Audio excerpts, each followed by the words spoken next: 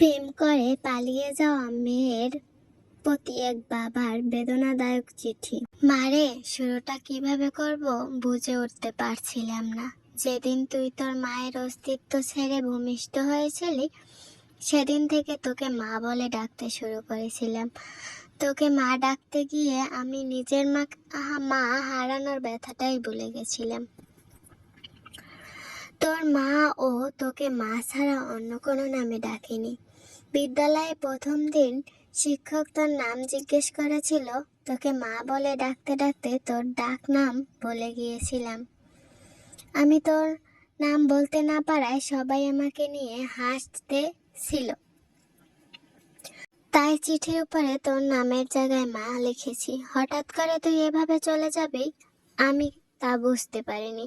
ছেলেটা যেদিন বাহিরে ব্যাগ হাতে তোর অপেক্ষা করেছিল, তখন তুই দরজা খুলে বাহিরে বের হয়ে আসবি, আমি তখনও ভেতরে বসে রবের কাছে প্রার্থনা করছিলাম আর ভাবছিলাম আর কতটা ভালোবাসতে পারলে তুই আমাকে ছেড়ে চলে যাবি না।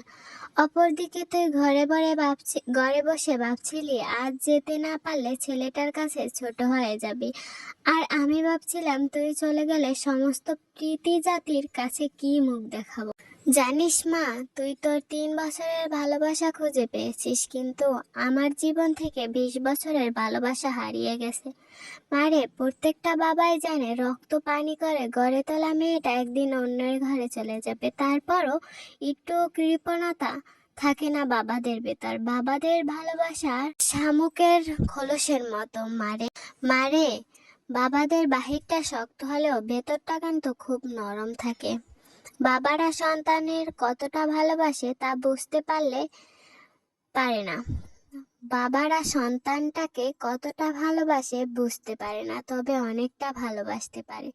জানি মা, আমার লেখাগুলো পড়তে তোর খারাপ লাগে। কি করব বল, তোর তো যৌবনে পা রাখার পর চোখ নাক কান সবকিছুর প্রতি বিবেচনা না করেই প্রেম করেছিস। কিন্তু যেদিন জানতে পারলাম তুই তোর মায়ের গর্ভে অবস্থান করেছিস, সেদিন বুঝতে পারিনি তুই কালো না ফর্সা হবি, ল্যাংড়া না বোবা হবি। কোনো কিছু অপেক্ষা না করেই তোর প্রেমে পড়েছিলাম, তাই এত কিছু লিখলাম। আমি জানি মা, তোদের সব সন্তানের একটা প্রশ্ন, বাবারা কেন তোদের ভালো লাগাটা সহজে মানতে চাই না। উত্তরটা তোর ঘাড়ে তোলা থাকলো। তুই যেদিন মা হবি সেদিন নিজে নিজে উত্তরটা পেয়ে যাবি।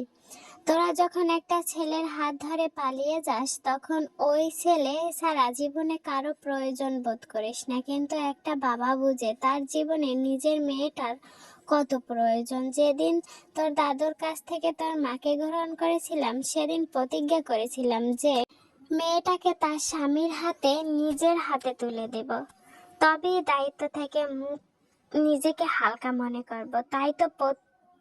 তাই তোর প্রতি এত অভিমান।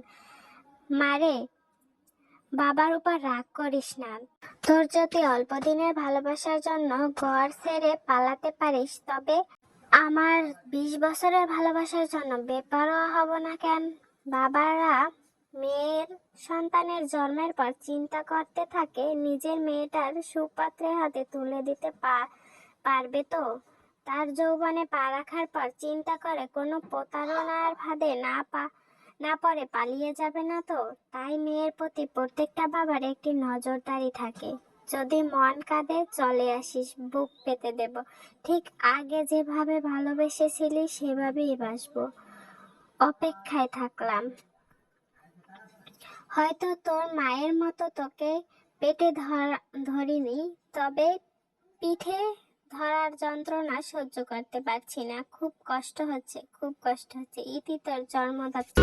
বাবা তোমায় ছাড়া